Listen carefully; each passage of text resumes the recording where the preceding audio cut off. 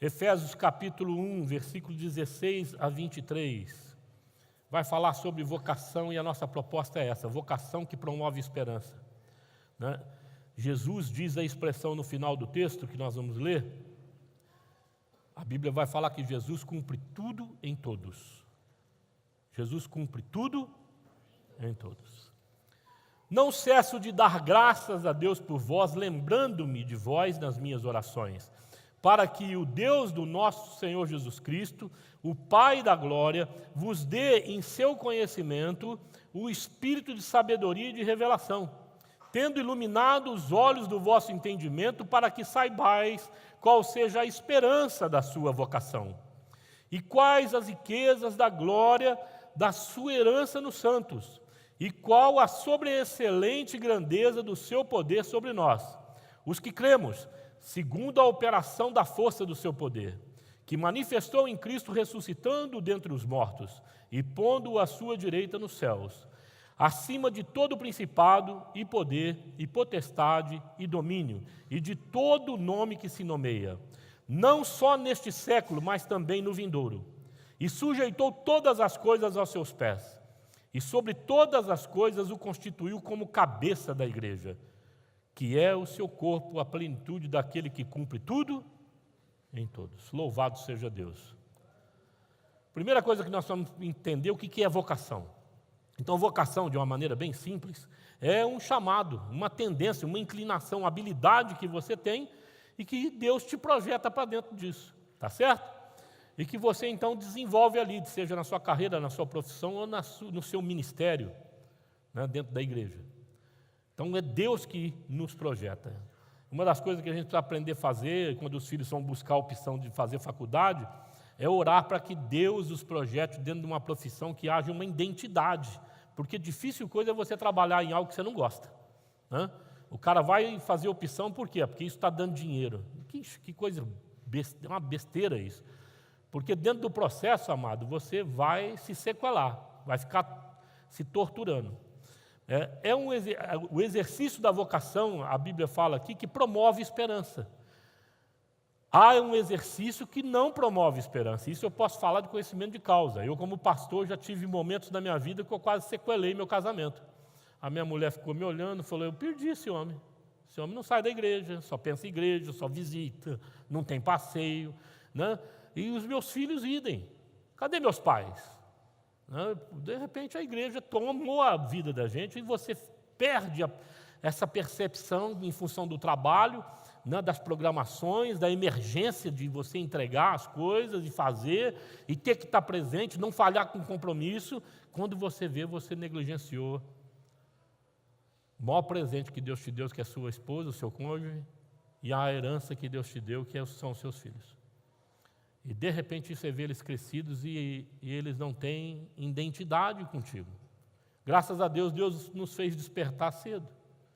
Né? Teve um estresse em casa, e lá em casa meus filhos reagiram. A igreja não dá.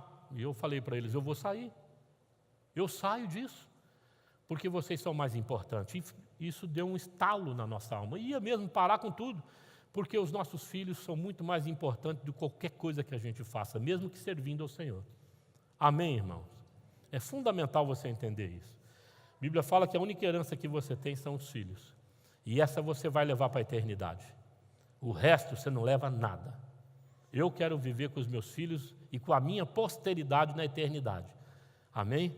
Porque quando a trombeta tocar, eu espero que toque na minha geração. Eu não gosto de pensar que eu vou para o buraco. Sou claustrofóbico, então esse negócio de ir para buraco. Ah, está morto, pastor. Vai que eu acordo lá naquele trem. Né? Toca a trombeta e a gente é arrebatado, amém? Mas se caso morrer antes, eu já vou estar na glória quando eles chegarem. Aí, cara, valeu a pena. Nós cantamos agora há pouco, né? Olha Jesus aí. Ó. Amém, irmão? Primeira coisa que nós vamos aprender para fazer com que essa palavra se cumpra na nossa vida: conhecimento de Deus. Precisamos ter conhecimento de Deus. Eu quero ler esses dois textos no verso 17 para clarificar seu entendimento. Para que o Deus do nosso Senhor Jesus Cristo, o Pai da glória, vos dê espírito de sabedoria e de revelação no pleno conhecimento dEle. No outro texto ele vai repetir isso, e ele vai lá, espírito de sabedoria e revelação para poderes realmente conhecê-lo. Guarda isso. A primeira coisa que eu entendo que você precisa fazer é ter um relacionamento pessoal com Jesus Cristo. E disse Jesus, siga-me, e eu vos farei pescadores de homens. O convite de Jesus é, anda comigo. Mantenha um relacionamento pessoal comigo. Irmãos, que tristeza perceber que a igreja perdeu esse princípio, perdeu essa percepção. Ela lida com as coisas, com ensaio, com tarefas, com pessoas, e de repente tem estresse, porque está tudo horizontal a coisa, porque carece de um relacionamento efetivo e pessoal com Jesus Cristo de Nazaré. Isso aqui é um convite para uma caminhada de discipulado, um relacionamento com um amigo. É algo que eu preciso experimentar. Há pessoas que você conhece tanto que você fala assim, por essa eu boto a mão no fogo. Quem anda com Jesus não bota a mão no fogo, doa a vida para Ele. Porque percebe que Ele é fundamental na nossa vida, que Ele é fiel, que Ele não desiste de nós, que Ele não leva em conta as nossas deficiências e o nosso pecado, amado. Ele nos ama para valer. Mesmo que a gente vacile, Ele vai lá e fala, filho, fica de pé, eu te amo, vamos embora, estamos juntos, vamos aprender a superar esse negócio. Aleluia, irmão. Então você doa a vida. O apóstolo fala assim em 1 Coríntios, capítulo 11, verso 1. Tornem-se meus imitadores como eu sou de Cristo. Relacionamento pessoal, desconectou, Marcos. Se não der aqui, pode passar lá. Então é fundamental que nós façamos isso. Tenhamos um relacionamento pessoal com Deus. A outra maneira de nós adquirirmos conhecimento de Deus vem pela palavra de Deus. Amém, irmão? Nós precisamos ler a palavra. Nós precisamos estar ligados com essa palavra, porque a palavra revela Deus. A palavra mostra como é o perfil de Deus, como Deus age. Bênção. Então, leitura da palavra é fundamental. E oração, não se lê palavra com isso aqui apenas, é também com isso aqui. Palavra se lê com o coração, aplicada para mim. Então eu acordei 3h30 da manhã, quando eu comecei a pensar nesse sermão. E quando eu vi no relógio era 7h30. Eu acordei a Tina, vamos fazer um cafezinho, né? Agitado, eu precisava trazer uma palavra para vocês, eu não sabia para onde ir, eu tive uma semana muito agitada. Deus é gracioso. Eu sentei no sofazinho lá e falei, pai, socorre o teu servo, porque eu não vou falar qualquer coisa para a igreja, eu preciso falar algo que vem do teu coração. Deus ouve a oração de quem se relaciona com Ele. Eu disse pela manhã que eu não acredito em oração de gente que não tem relacionamento pessoal com Cristo. Sabe, eu acho que Deus deixou de responder as orações da igreja porque nós perdemos essa noção de relacionar pessoalmente com Ele. Quando a gente se relaciona com Cristo, você sabe quem Ele é, que Ele habita em você, você constrói essa amizade. Quando você ora, você sabe que Ele vai estender a mão de graça para aquela situação, para aquela circunstância. Mas quando nós não temos isso, nós oramos. Mas eu questiono se de fato Deus vai responder essa oração. Porque para mim, oração está vinculada diretamente a um relacionamento pessoal. Eu vou responder a sua oração para que o Pai seja glorificado em mim. É um relacionamento de família. Dá para entender o que eu estou falando? Eu conheço a Bíblia, eu frequento a igreja, né? Trabalho, sou uma pessoa boa, né? Sou firme, me controlo, tenho domínio próprio. A pergunta é, você tem relacionamento pessoal com Jesus Cristo? Ele está presente no seu cotidiano? Você coloca Ele dentro dos seus negócios? Isso é fundamental, amados. Isso não custa nada. É um estilo de vida muito prazeroso. Amém, irmãos? Segundo, sabedoria e revelação que ele fala no texto, para que a gente possa conhecer a Deus. A primeira coisa que nós vamos aprender aqui é sobre a revelação, porque não há nada oculto que não venha a ser revelado e nada escondido que não venha a ser conhecido e trazido à luz. Clame a mim e eu responderei, e lhe direi coisas grandiosas e insondáveis que você não. Então, Deus é um Deus de revelação. Ele revela a nós. Se revelou através da palavra, se revelou através de Jesus Cristo, se revelou através dos profetas, se revelou através dos apóstolos, se revela através de nós a esse mundo. Aleluia, irmão? Ele é um Deus de revelação. Então, nós precisamos ter isso muito ávido na mente e buscarmos ter esse relacionamento pessoal com Jesus para Ele te mostrar o caminho.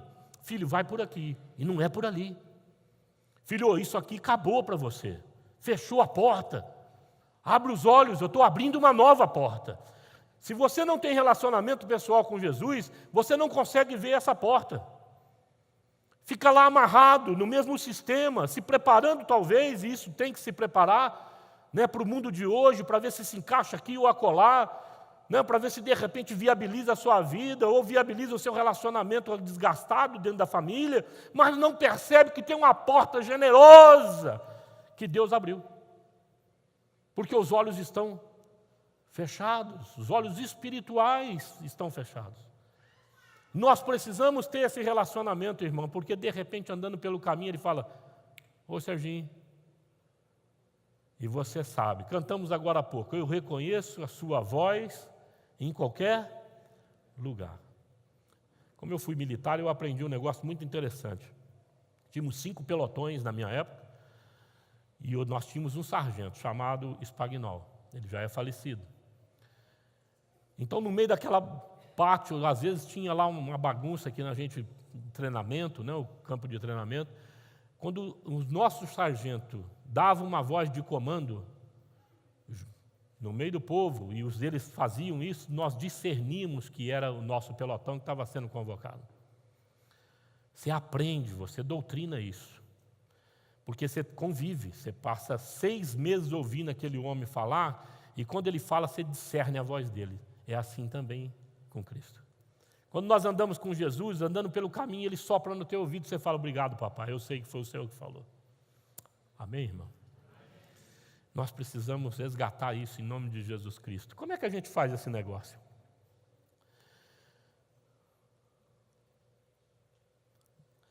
Se algum de vocês tem falta de sabedoria, peça a Deus que vos dá. Fala Tiago capítulo 1, verso 5, como está projetado lá. Nós precisamos aprender a ter sabedoria para lidar com as revelações. Tem coisa que a gente não conta para ninguém. Amém, irmão? Certa feita eu contei para minha esposa uma visão, em 2008, e depois contei para os líderes o que eu sonhava como igreja. Lá em casa ela disse assim, o que você falou? Você pirou na batatinha, está navegando na maionese. Cara, você perdeu noção, o que é isso? E eu percebi que eu fiz besteira, não devia ter falado. Me senti desacreditado, mas eu já tinha elaborado aqui um projeto com a igreja, eu falei, vamos estudar, aí reunimos, ficamos lá 2 meses, lá estudando, quando sentamos, eles olharam para mim e falaram, pastor, loucura, vamos fazer isso não. Me deu uma tristeza, entrou um negócio no meu coração, sabe, de, puxa, Deus falou comigo, mas a igreja não é ditadura, né? Ele não é autoritária, não pode ser. O pastor, o presbítero é levantado para dar conselho. Amém, irmão? Mas não para ser dominador da vida de ninguém. Amém. Como eu sou ovelha também, eu a sinto. Mas dói. Eu vejo Jesus chegando, após 4 dias da morte de Lázaro, ele fica fora do vilarejo. Aliás, ele nem fala para os apóstolos que ele ia lá ressuscitar Lázaro. Porque se ele fala, Japa, os apóstolos falam, você pirou? O cara está morto, pô. Ele não fala. Aliás, ele vai na casa de Jairo também, que tem uma filha morta lá. Ele não fala para Pedro, João e Tiago que a filha está morta, e nem para os pais. Os pais ouviram isso, ele falou, aquieta o teu coração, sua filha dorme. Sabe quando você fala um milagre que Deus revelou para você, as pessoas se predispõem no sentido de duvidar. A palavra diz, Deus atua na dúvida, irmão? Não. Essa obra que nós fazemos, ela é familiar, ela é de um povo, não é de um homem. Deus precisa nos unir. Quando acusaram que Jesus expulsava demônios pelo dedo do Beelzebul, ele falou assim: olha, nem Satanás se divide, porque um reino dividido não subsiste. Por isso que os pais têm que combinar entre eles antes de tratar com os filhos. Falar a mesma língua, ter o mesmo direcionamento. Por isso que na igreja Deus estabelece liderança para a gente falar as mesmas coisas e ter as mesmas atitudes. Para nós rumarmos a nossa visão para a mesma direção. Por isso que de vez em quando você vê um estresse acontecendo na igreja, porque de repente um ou outro fala: eu tenho outra visão. Acabou. Quando você adota outra visão, outra perspectiva que a família está conduzindo, meu irmão, é uma divisão estabelecida. E o diabo vai sacar aquilo ali. Quem é que Deus tira? A igreja ou a visão contrária? Fala para mim. Visão contrária. Então o pai olha e fala para o filho: filho, esse não é o caminho da nossa família, meu filho, pelo amor de Deus. Mas eu não posso acomodar essa situação aqui dentro, que corrompe sua irmã, corrompe suas irmãs, corrompe a autoridade da sua mãe e a minha. Isso não é o estilo de vida nosso. Aí o menino balança. Quer dizer que eu estou fora? É. Às vezes eu aconselho alguns pais que o cara está tão rebelde que eu falo: cara, deixa embora, deixa ele experimentar a vida sozinho.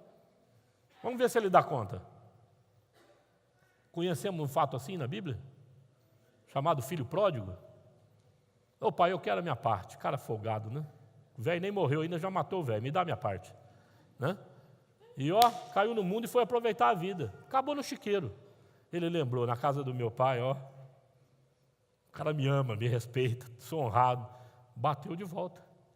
Então tem que ter uma firmeza nesse negócio de sabedoria em relação àquilo que é revelado. Amém, irmão? Aquilo que você recebe de Deus. Há coisas que nós temos que compartilhar. Eu vou te citar novamente, Nilvan. O Nilvan falou assim, algum tempo para o grupo, né? Pastor, amo a igreja, quero continuar na igreja, quero servir a Deus aqui, minha família está bem, e chegou o tempo da transferência. E posso ir para esse lugar, para outro, para qualquer lugar, e também tem um tiro de guerra aqui de Ribeirão Preto.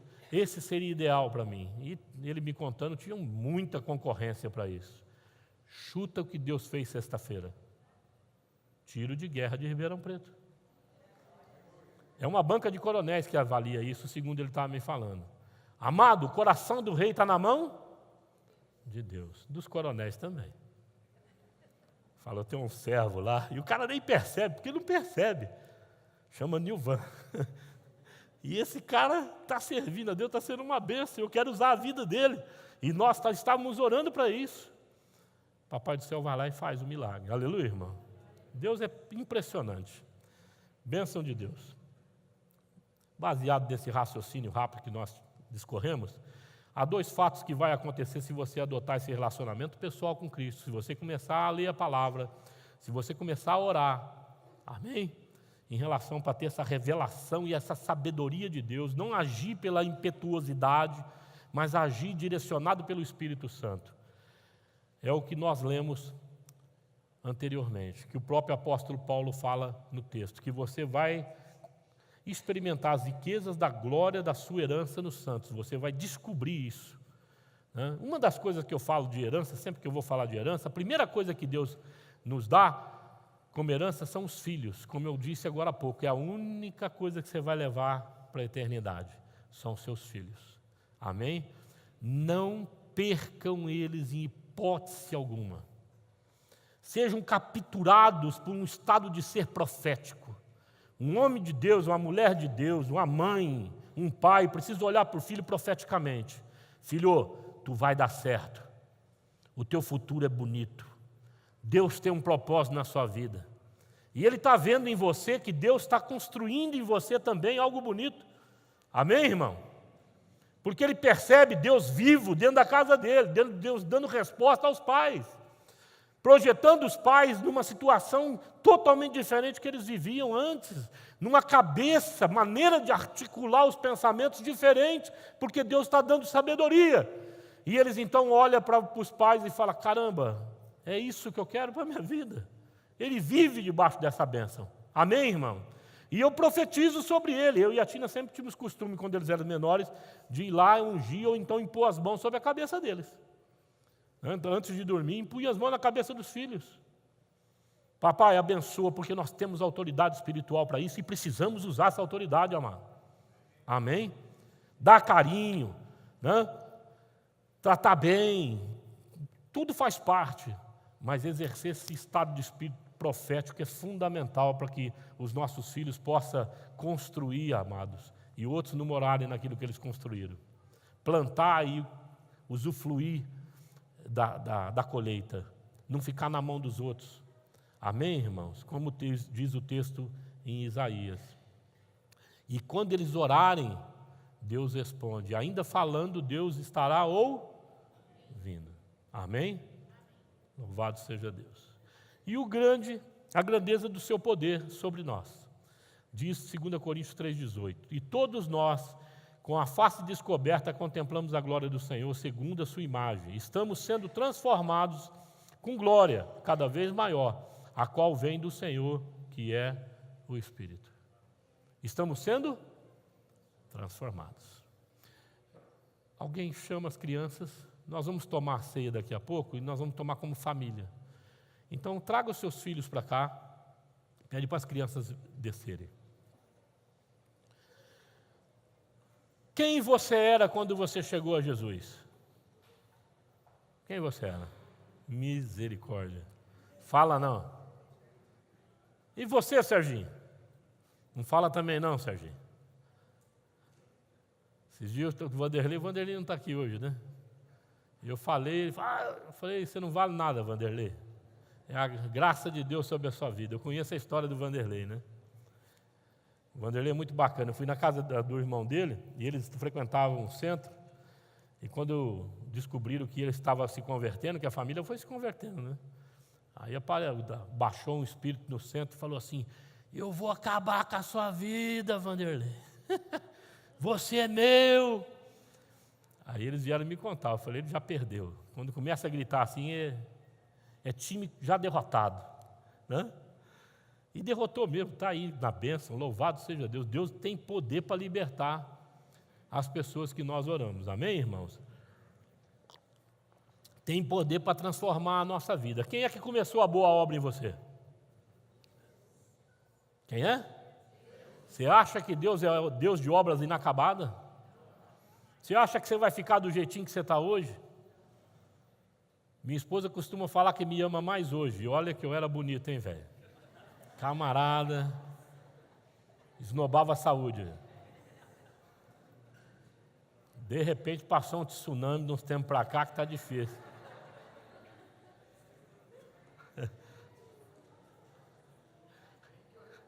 Nós vamos lá, Rob. Semana que vem, em nome de Jesus. Esse é o nosso personal trainer, ele fica insistindo comigo. Vamos lá, pastor. Passei os últimos 30 dias doente, mas doente. Eu falei para ela, mulher, eu acho que você vai ficar. Papai vai me levar. Né? Ela falou, do jeito que você está indo, 65 anos, você vai para a glória mesmo. Eu falei, caramba, 65, está parecendo urubu, não é muito cedo esse trem? Amados, Deus vai transformando a nossa vida e nós vamos melhorando e os nossos cônjuges vão percebendo essa transformação efetiva. Aleluia, irmão. Os nossos filhos, os nossos amigos, os nossos familiares, os nossos amigos. Quem te viu e quem te vê. Esse é o segredo do Evangelho. Eu queria que os diáconos servissem já os elementos, chamar a banda para vir para frente, nós vamos tocar um cântico. Vamos servir os elementos.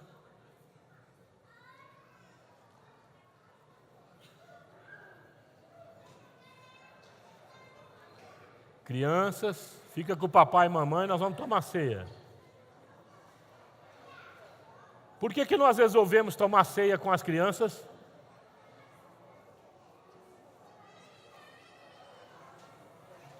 Nós queremos que a família aprenda a ter um relacionamento como família com Deus, amém? Você me traz menos, eu deixo aqui, eu sirvo eles.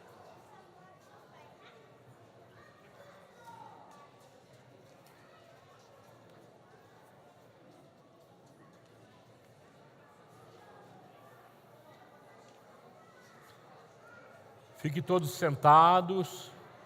Papai e mamãe não é para tomar agora, segura, tá bom? Pedro, ô Pedro, segura, depois você toma com o pai e a mãe, tá bom? Tamo junto? Ó o vô aí, ó. Vai tomar também, junto com você. Ó. Aleluia. Vamos cantar um cântico, enquanto vocês recebem os elementos da ceia.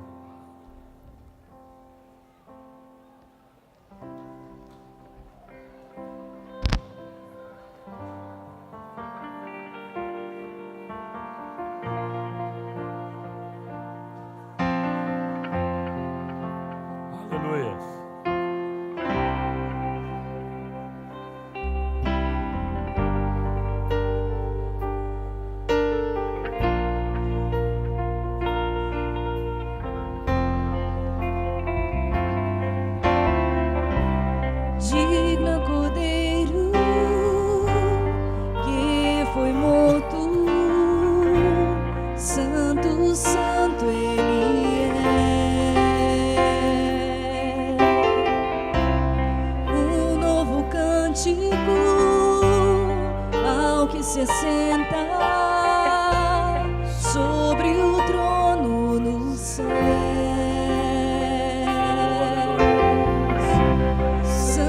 Santo, Santo, Deus Todo-Poderoso, que era e é e há de vir. Com a criação em canto, és tudo para mim e eu te adorarei.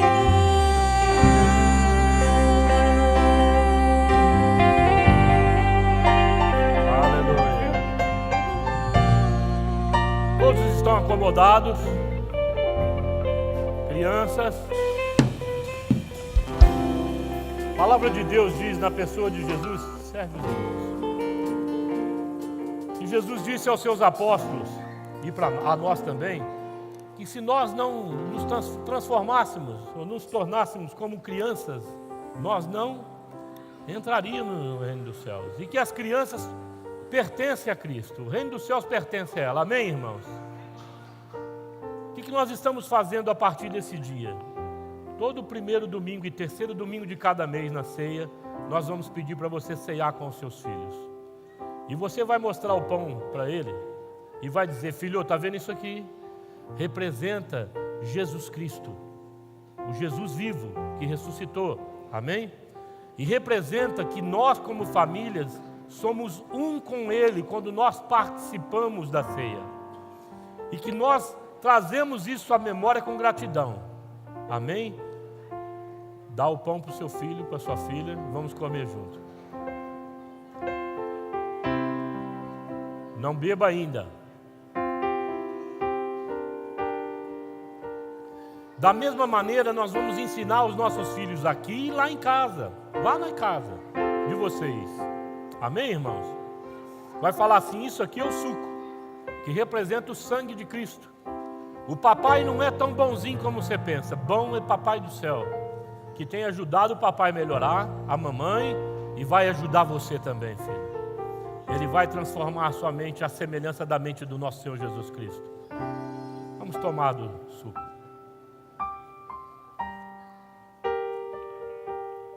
Olha que silêncio bacana. Sabe, as crianças, as nossas crianças precisam começar a discernir que a nossa família não é uma família religiosa, que ela vive esses princípios no seu cotidiano. E quando eles vierem para a igreja, eles vão ter um discernimento diferente. Eu quero, em nome de Jesus, e vou orar para isso agora, que vocês sejam surpreendidos pela vida dos vossos filhos. Que nos momentos de dificuldade, Deus revele aos seus filhos, na boca deles, como aconteceu com aquele leproso. Lembra lá? Qual era o nome dele? Que uma menina trabalhava na casa dele como escrava? Naamã. Uma menina que foi levada cativa. Ela falou assim para ele: tem profeta em Israel.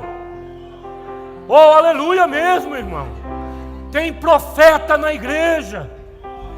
Sabe, tem uma voz viva na igreja, tem voz viva dentro de casa. Sabe, irmãos, os seus filhos falar para você: papai, aquieta, Deus mostrou que vai dar tudo certo. Amém, irmão?